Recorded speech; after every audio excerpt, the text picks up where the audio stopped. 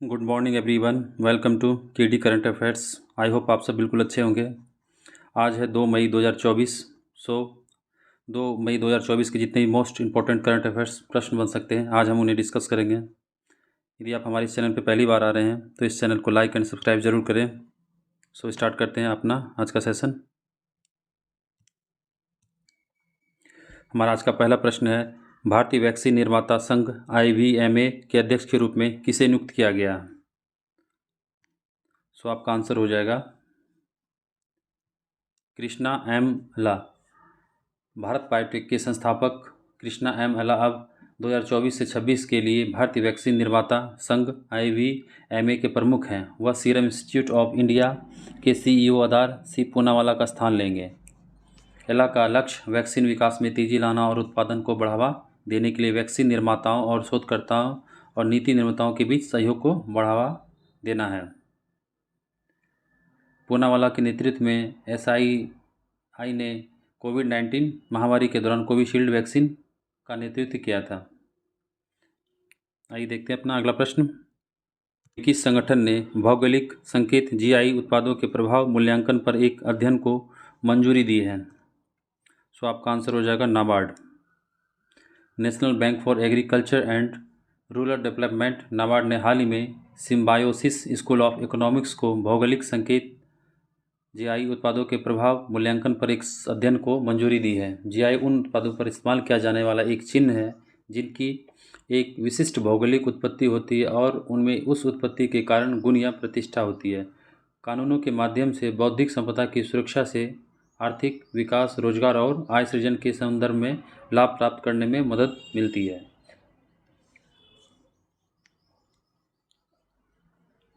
आइए देखते हैं अपना अगला प्रश्न। खबरों में रहा K2-18b क्या है? सो आपका आंसर हो जाएगा एक्सोप्लैनेट। हाल ही में नासा के जेम्स वेब स्पेस टेलीस्कोप के प्रारंभिक डेटा से पता चला है कि एक्सोप्लैनेट K2-18b पर डाइमिथाइल सल्फाइड DMS गैस की 50% से भी अधिक संभावना है। हालांकि किसी निश्चित निष्कर्ष पर पहुंचने से पहले और अधिक विश्लेषण की आवश्यकता है। K2-18b के वायुमंडल में DMS की उपस्थिति एक अभूतपूर्व खोज हो सकती है। यह पृथ्वी से 2.6 गुना बड़ा है। K2-18b K2-18b गोल्डीलॉक्स क्षेत्र में रहता है जहां तापमान तरल पानी को बनाए रखता है। आइए देखते हैं अपना अगला प्रश्न। हाल ही में किस संगठन को सार्वजनिक उद्यम विभाग द्वारा नवरत्न का दर्जा प्रदान किया गया? सो आपका आंसर हो जाएगा इरिडा। सार्वजनिक उद्यम विभाग ने भारतीय नवीनीकरण ऊर्जा विकास एजेंसी लिमिटेड IRDA को नवरत्न का दर्जा दिया है। नवीन और नवीकरणीय ऊर्जा मंत्रालय के तहत 1987 में स्थापित इरिडा एक गैर बैंकिंग वित्तीय संस्थान के रूप में कार्य करता है। नवरत्न का दर्जा लगातार उच्च प्रदर्शन सहित विशिष्ट मानदंडों के आधार पर प्रदान किया जाता है, जैसे कि पिछले वर्ष 5 वर्षों में से 3 वर्षों के लिए MOU में उत्कृष्ट या बहुत अच्छा रेटिंग प्राप्त करना और चयनित प्रदर्शन संकेतों में 60 से अधिक का समग्र स्कोर प्राप्त करना होता है। हाल ही में खबरों में रहा सियरा माद्रे क्या है? सो आपका आंसर हो जाएगा एक लैंडिंग जहाज है। यह चीन ने हाल ही में सियरा माद्रे जहाज को हटाने की मांग की, जिसे फिलीपींस ने खारिज कर दिया है। ये फिलीपींस द्वारा उतारा गया एक लैंडिंग जहाज है। द्वितीय विश्व युद्ध के लिए 1944 में कमीशन किया गया था। 1976 ईस्वी में फिलीपींस में स्थानांतरित होने से पहले यह वियतनाम में काम करता था। चीन के जहाज़ों और पानी के बौछारों से क्षेत्र में आपूर्ति नौकाओं को खतरा है। हटाने से फिलीपींस के दावे कमज़ोर होने और चीनी उपस्थिति बढ़ाने को जोखिम है।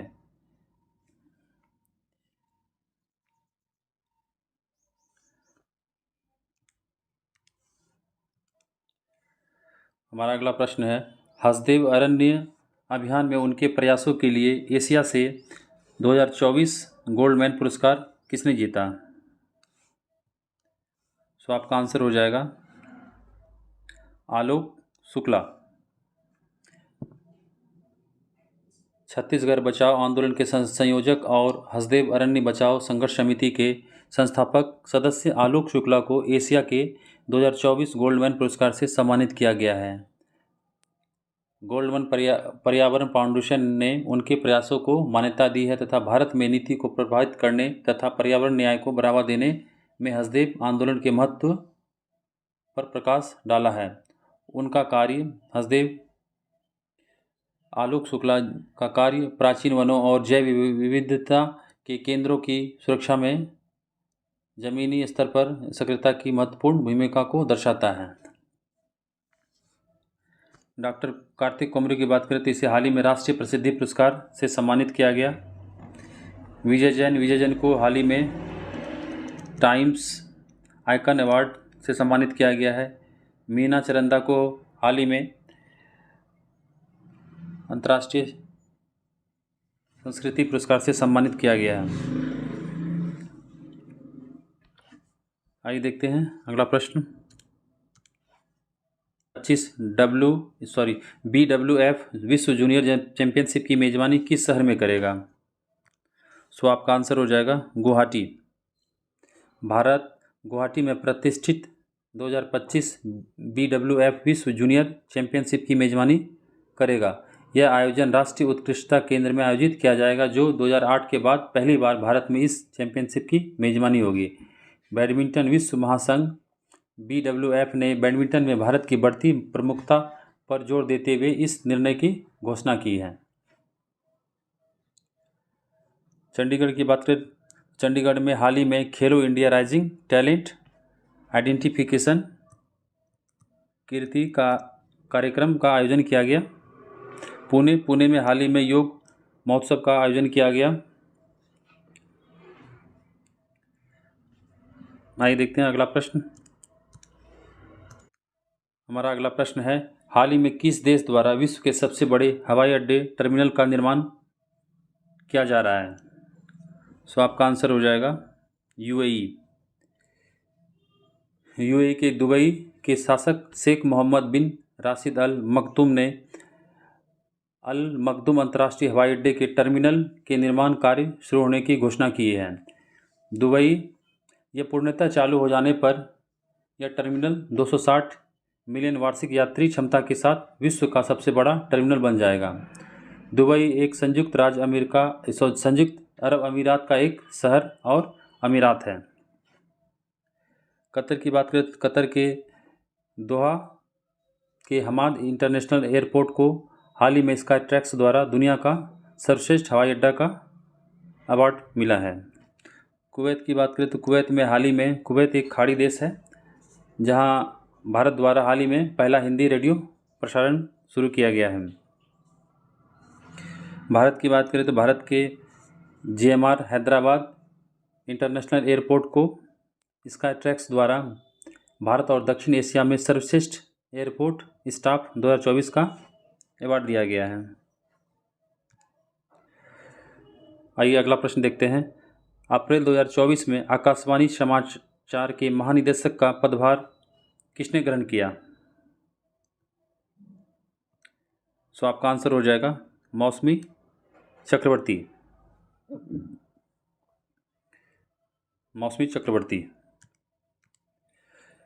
भारतीय सूचना सेवा IIS के वरिष्ठ अधिकारी मौसमी चक्रवर्ती ने आकाशवाणी समाचार के महानिदेशक का पदभार ग्रहण किया है। नवनीत कुमार सहगल की बात करते से हाल ही में प्रसार भारती के अध्यक्ष के रूप में नियुक्त किया गया है। शेफाली बी शरण की बात करें तो शेफाली बी शरण को हाल ही में प्रेस सूचना पत्र का अध्यक्ष नियुक्त किया गया है। और जॉयश्री दास वर्मा को हाल ही में फिक्की महिला संगठन के अध्यक्ष के रूप में चुना गया है। 1 मई 2024 को नौसेना स्टाफ के उप प्रमुख के रूप में किसने पदभार ग्रहण किया?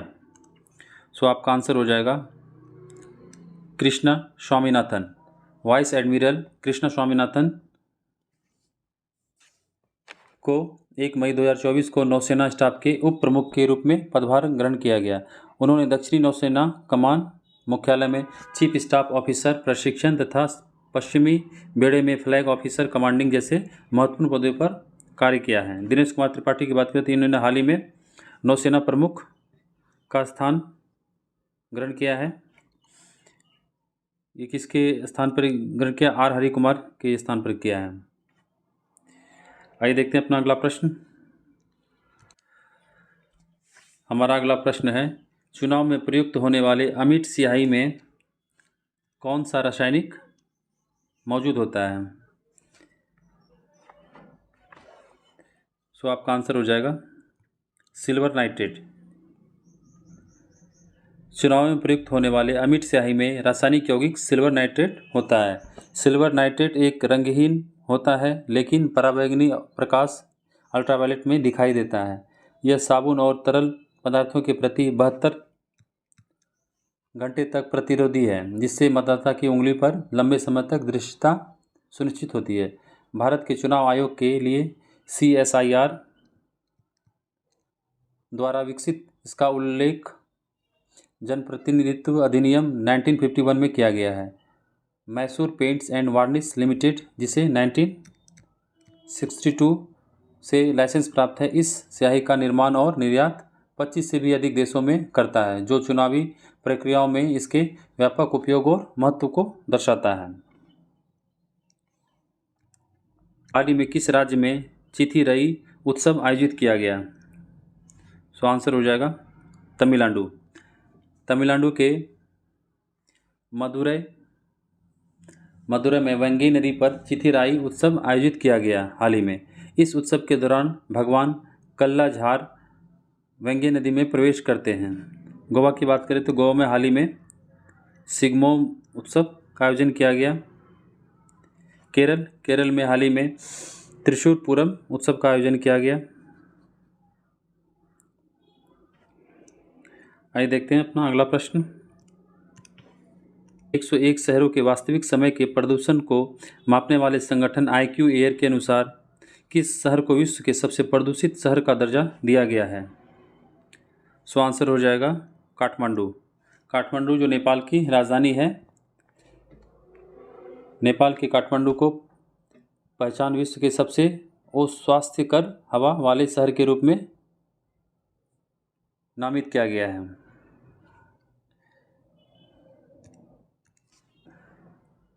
संपर्क मंत्रालय ने वायु प्रदूषण में वृद्धि के कारण लोगों को मास्क पहनने की सलाह दी है। विश्व भर के 101 शहरों में प्रदूषण मापने वाली संस्था IQ एयर ने काठमांडू को सबसे प्रदूषित शहर बताया है, जिसके बाद नई दिल्ली और चियांग माई, हनोई, बैंकॉक और ढाका का स्थान आता है। वायु प्रदूषण के कारण नेपाल के लोगों को औसत जीवन प्रत्याशा में 4.1% की कमी आई है। में नेपाल की सरकार ने वहाँ के पोखरा शहर को पर्यटन राजधानी के रूप में विकसित किया है।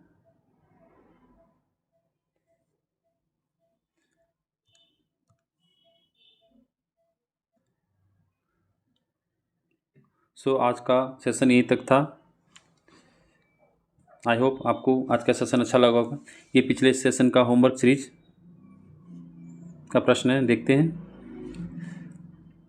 किस देश की 60 वर्षीय वकील एलेजेंड्रा रॉड्रिग्ज ने अप्रैल 2024 में मिस यूनिवर्स ब्यूनस आयर्स सौंदर्य प्रतियोगिता का खिताब जीता? सो आंसर हो जाएगा अर्जेंटीना। अप्रैल 2024 में लॉरेंस पुरस्कार समारोह में sports man of the year का खिताब किसे दिया गया? सो आंसर हो जाएगा नोवाक जोकोविच।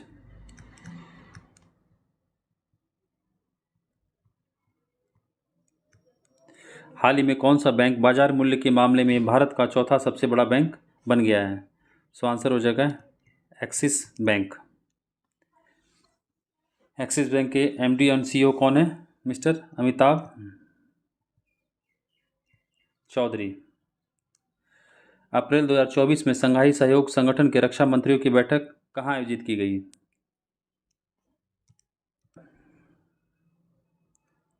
कजाकिस्तान, अस्ताना में, सॉरी।